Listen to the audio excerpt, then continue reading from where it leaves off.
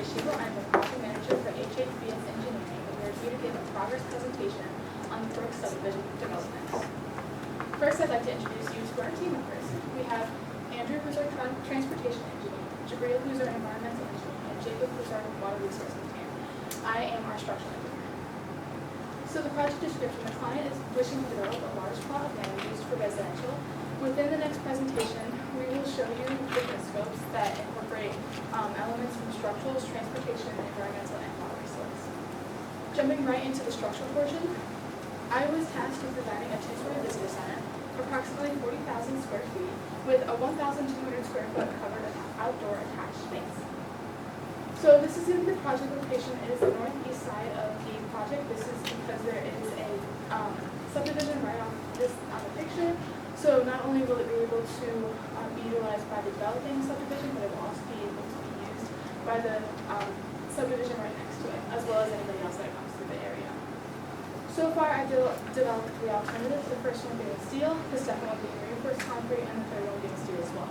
All alternatives will have the same 40-foot by 30-foot covered outdoor attached space. I've also developed floor plans and structural number layouts. So for my first alternative, it is a two-story 135-foot by 150-foot steel structure, which is approximately 40,500 square feet, with the same 40 by 30-foot covered outdoor attached space, which will also be steel. This is a table that summarizes the span length, beam classification, and number of members that you'll see in the structural member layout on the next slide, just gives a summary of how many members will be used per each span length. This is my structural member layout. It is composed of girders, beams, and columns. When designing this, I kept in mind to try to keep my spacings as evenly as possible to make it easier on the contractors. I was able to accomplish this on going down, as I was able to space it 30 feet down, which allows the beams to be spaced 10 feet apart. However, I wasn't able to accomplish this because the weird spacing on the top, it has to be 35 foot here. The covered outdoor space is going to be the same throughout all three alternatives, being 20 feet here and 30 feet down. The second floor will mirror the first floor, except it will not include the outdoor attached space. This is the floor layout for my visitor center. I kept in mind when designing this to keep in mind the use of a visitor center. So with that in mind, that is why the restrooms are located on the first floor, as well as the lobby, the retail space, and the food court. I also applied the same thought process when looking at the second floor, as this is the staff storage space, this is the staff lounge, and this is the administration building, as the second floor will be more of an administration usage. However, the visitors are allowed to use the second floor as there's no space located on the second floor. This is my second alternative, which is a two-story 130-foot by 150-foot steel reinforced concrete structure, which is approximately 39,000 square feet, with the same 40-foot by 30-foot covered outdoor attached space, which will also be reinforced concrete. This is the same format as the first alternative, with the span length, the beam classification, and number of members summary table. This is going to be my structural number layout for my second alternative. This is looking very similar to the first alternative. However, the material does change. The first one was steel, this one's reinforced concrete, and this distance up here is no longer 35 feet, it is 30 feet. However, the spacing down here is only 30 feet, as well as the beams are spaced 10 feet apart. Again, the second floor is mirroring the first floor as without the outdoor attached space. So this is the floor layout, same thing as what you've seen before with the same roof spacings, except for the fact that this is 30 feet across, so this is the dimension all the way down. My third alternative is a two-story 150-foot by 150-foot steel structure, which is approximately 45,000 square feet. It will have the same 40-foot by 30-foot covered outdoor attached space, which will also be steel. And again, this is the span length of beam classification and the number of members summary table that you'll see in the next slide. So with this alternative, I was able to space the beams and the columns equally 30 feet across and 30 feet down, as well as the beams being spaced 10 feet apart. This is the same with 20 feet across here and here and 30 feet down. And the layout is different on this one just because these are spaced down 30 feet apart and this is 30 feet down. So moving forward, I still need to evaluate my structural alternatives, keeping in mind cost efficiency, material selection, and aesthetics, as well as finalize my load calculations and complete a cost estimate. I'd now like to turn it over to our transportation engineer. Hi, I will begin by describing the transportation scope for our project. I am responsible for the design of two new roadways, Bell Park Road and Old Oak Drive, and I am responsible for pedestrian access within our site, and this will be achieved by the construction of a new pedestrian path on the north side of Bell Park Road and the preservation of the existing pedestrian path on the south side of Bell Park Road. Also, I am responsible for the design of the parking lot for the proposed building. Various manuals and standards have been used and will be used for the design of the transportation features of this project. An example of the INDOT design manual in use for the design criteria of Vale Park Road can be seen in this figure on the screen. Now we will look into some of my current work. I have created a preliminary design of our parking lot using the Valpo design ordinances in order to account for the high expected popularity of our visitor center. And this parking lot features 167 parking spaces, 6 of those spaces being ADA spaces, and 1 of those ADA spaces being van accessible. Those spaces are expected to be 10 by 20 feet, and in total of the parking lot, the area of the parking lot is expected to be 57,627 square feet. Now we will investigate some of our alternatives, starting off with horizontal alignments. The first alternative is the path route. This route has Vale Park Road following the existing pedestrian path within our site. This alternative is beneficial because it will mitigate any construction costs due to the preservation of the pedestrian path that is already in the city. Now we will look into the second horizontal alignment alternative. This horizontal alignment alternative is the alignment of higher elevation, and this alignment aims to follow the contour boundaries within the watershed of the site, therefore allowing water to flow off the road rather than accumulate on the roadway. And this alternative is beneficial as it better allows gravity to encourage the water to flow to lower points of elevation. Now we will investigate some intersection alternatives. The first being the roundabout. The roundabout allows for the continuous flow of traffic through all 3 points of travel. Also, this alternative could potentially be a more aesthetically pleasing option. And however, this alternative can be less cost effective. Now we have the signalized intersection. This alternative allows for the automated control of traffic through all points of travel. And then we have the stop control intersection, in specific, Old Oak Drive stopping for Vale Park Road. All of these alternatives will be assessed through these various forms of assessment as listed on the screen. There's safety, design criteria, level of service, cost effectiveness, land usage, and even aesthetics. And these various forms of assessment have different weights and levels of importance. However, they will all be taken into account during the alternative evaluation. Now we will discuss future plans. My future plans are to continue to develop and analyze my alternatives, as well as eventually select the best alternative, and then eventually select an appropriate roadway material, develop a vertical alignment, and then eventually estimate the cost of my project. Now I will turn it over to our environmental engineer. Hello everyone, my name is Will Hoskins and I'm the environmental engineer here at HHBS Engineering. So to give you all a little bit of background on what my scope is, I have 3 simple tasks: to design a collection system that includes manholes, a lift station that also will involve a force main, as well as generate a bank stabilization system. All of these tasks will be in compliance with the city of Valparaiso, Fort County, Indiana, as well as the federal government. So So the work that I've done so far, I have generated 3 alternatives per task, so that is nice. And so those alternatives include the pipe material of the system, potential lift station locations, as well as 3 main stabilization methods. I've also begun estimating flow rates that I can expect to be going through the system using the chart that you will see on the right-hand side of the screen. So the first pipe material that I will be looking at is PVC. One thing about PVC is that it's a very cost-effective material. However, it is also resistant to rust and corrosion. However, it may perform under high pressure.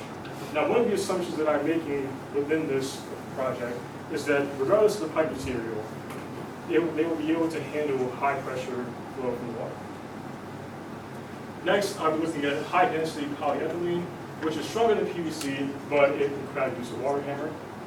And I will also be looking at ductile iron pipes, which are 100% recyclable, but they are subject to corrosion.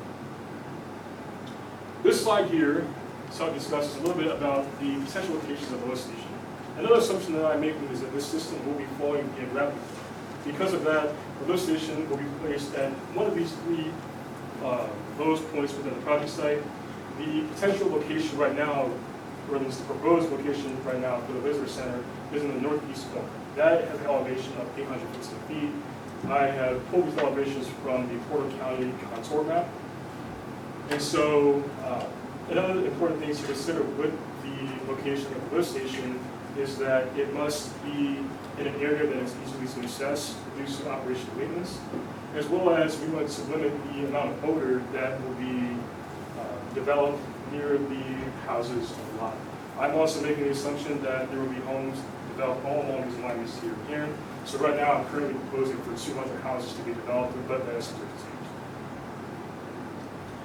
One of the big stabilization methods that I will be analyzing is a vegetative rock gabion. Vegetative rock gabions are rectangular steel wire baskets, and they are typically applied at the soil water interfaces to help stabilize slope seepage problems as well as prevent soil erosion. Next, I'm looking at a live crib wall. Live crib walls are essentially box-like wooden frame structure that, once the vegetation grows on that structure, it increases the amount of filtration from the tanks. It also prevents soil erosion. Lastly, I'm looking at an HX system. HX systems are typically made out of concrete, and there is interlocking block systems that promote aquatic habitation due to the spaces in between blocks, and it also reduces soil erosion. So for the future, I will create a more detailed pipe layouts for the collection system. I have not done that yet because I have not selected a lift station location. Once I do that, then I will add a more detailed network system just to understand how exactly the flow will be moving. I will also perform more in-depth calculations per task. One of the things that I need to account for is I&I flow of the system. That will increase the flow rate. I'll also perform cost estimates, and then once I have all that together, I will choose the most appropriate alternative for each task. With that, I will hand it to Jacob. Good afternoon. My name is Jacob Bailey. As mentioned earlier, I am the water resource engineer for this project. I will be going through my scope, my work completed to date, some of my alternative concepts, and finally some future work that is still yet to be done. With that, the scope description. Here, the Water Resource Department is tasked with managing all runoff from developed areas. This includes managing for water quality and flood control. For water quality, we have to filter or infiltrate at least 1 inch of runoff and reduce the total solids by 80% and metal load by 65% within that volume of water. And then we also have to allow adequate storage for flood control, which is based off of a 100-year storm. Finally, we must comply with all City of Valparaiso regulations. With that, some of my work results to date is I have calculated preliminary water control and flood control estimates. You can see those numbers here. I have separated them into development portion and a roadway portion because our development for Visitor Center is on a relatively high point compared to the rest of the road alignment. So it wouldn't necessarily make a whole lot of sense to store water from those low points on the road up on that high development site. So therefore I'm analyzing those separately. If you have any questions about how I obtained these numbers, you can ask me later in the Q&A portion of this presentation. And then finally, I have come up with a list of 5 best management practices that I'm going to be using to develop my alternatives for water treatment. That includes 2 for flood control and 3 for water quality. My first flood control management practice alternative is a dry retention pond. These are very cost effective. They are generally cheaper to build and easier to maintain than wet ponds, but they also have some drawbacks which we'll get into shortly. My second flood control alternative is a wet retention pond. These allow for better settling of particles in dry ponds because the water is retained for a longer period of time within there, and they also allow for better infiltration in dry ponds, which isn't as much of a concern for flood control, but can help with water quality. In terms of water quality, my first management practice alternative is rain gardens. Have high infiltration because of the low volume of water that sits in there, and then they have a high particulate removal. A lot of the water, or a lot of the pollutants will grab onto the roots of different plants within the rain garden and be filtered out that way. My second quality alternative is a vegetated swale. This will likely go along the road or be used to connect between different basins that are storing water. These are very good with infiltration. The vegetation slows down the path of water, slows down the velocity of water so that more can be infiltrated.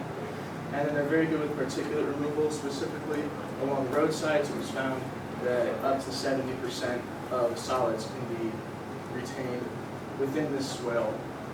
So that's 70 of the 80% per my scope already knocked out.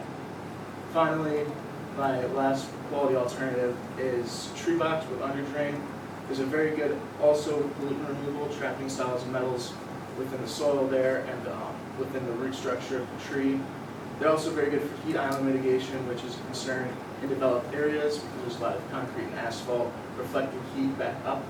They save space, another concern which with developed urban areas allowing for more density of houses, residential areas, and they're very low maintenance when they're installed correctly. If they're not installed correctly, they can become high maintenance later on, but since this is just a design project that's not necessarily within our scope, we're not building a project necessarily. With that, my future plans, I have to determine the placement of the VMPs for each alternative. I have to calculate storage for the alternatives, and then select and evaluate the alternatives based off efficiency, functionality, aesthetic, and cost. And then finally, create a cost estimate that will be part of the final package. With that, I will turn it over to Grace for any questions. At this point in time, I'd like to open it up to any audience members that have any questions.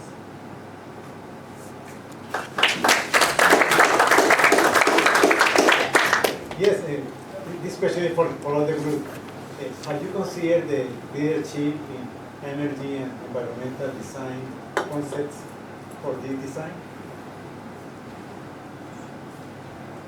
That my point.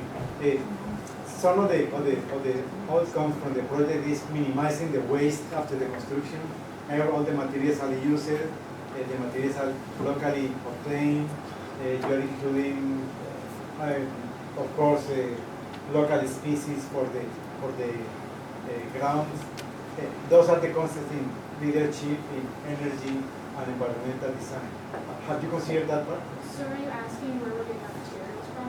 No, I'm talking about it. You are considering, have you considered the idea to use the concept from that lead?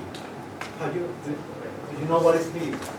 Lead is leadership in energy and environmental design.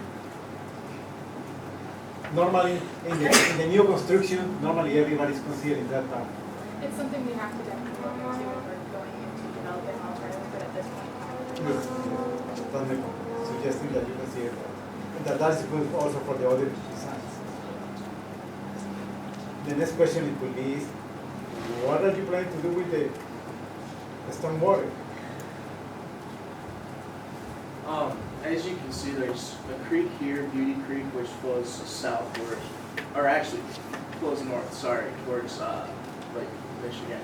And then there's a couple of creeks down there by the New Old Oak Drive alignment. Likely after the water's been treated and stored, it'll be outletted into one of those creeks because they're close to the site and doesn't require a lot of transfer of the water there. My specific point is, what are you doing specifically with the stormwater that is collected in the parking lots? That will be determined later. I have these alternative concepts, yet I still have to place these specific management practices on the site and do storage calculations for that. But likely it will be drained off of the parking lot, stored and treated, and then outletted somewhere.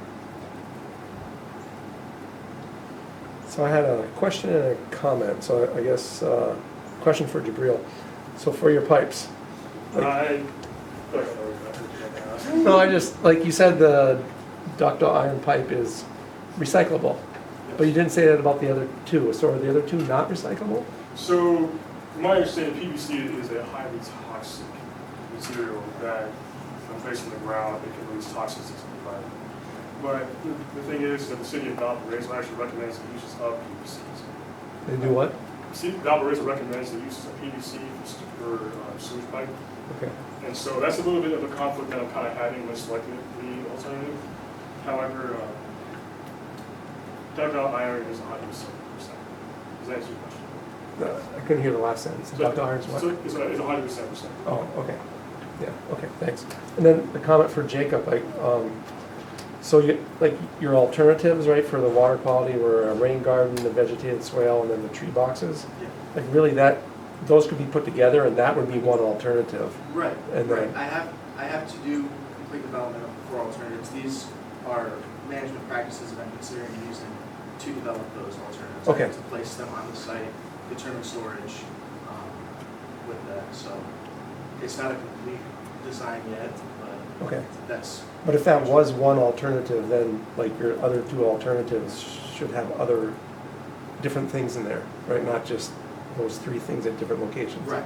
Exactly. So you have more It'll things. likely be a combination of different management Of practices. additional. Right. So what additional ones might you consider? Have you thought about that? I'm not 100% sure, but I know that there's a lot. I was considering potentially using permeable pavement, specifically for the parking lot, but that will be designed later on. I'll have to consult with Andrew on that. This is in charge of designing the parking lot, but yeah, there's still some design work that needs to be done. Okay. Thanks. The transition there, have you looked at what kind of pavement you'd be using on these roadways yet? Yeah, I've done a little bit of, I've taken some looks at whether we do concrete or asphalt. I realized that the surrounding area is all asphalt roads.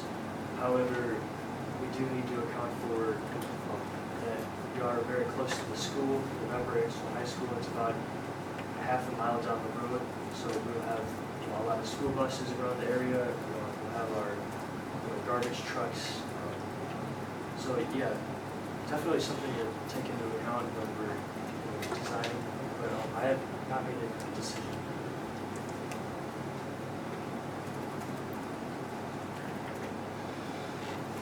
Are there any other questions? Yeah. I haven't seen yet the comment in any of the groups that they are using permeable concrete, the one that allows the water to go to the ground. Are you considering to use that in the landscaping? Potentially. That has to be determined, but it is a potential consideration. Yeah. Any other questions? Thank you. Thanks.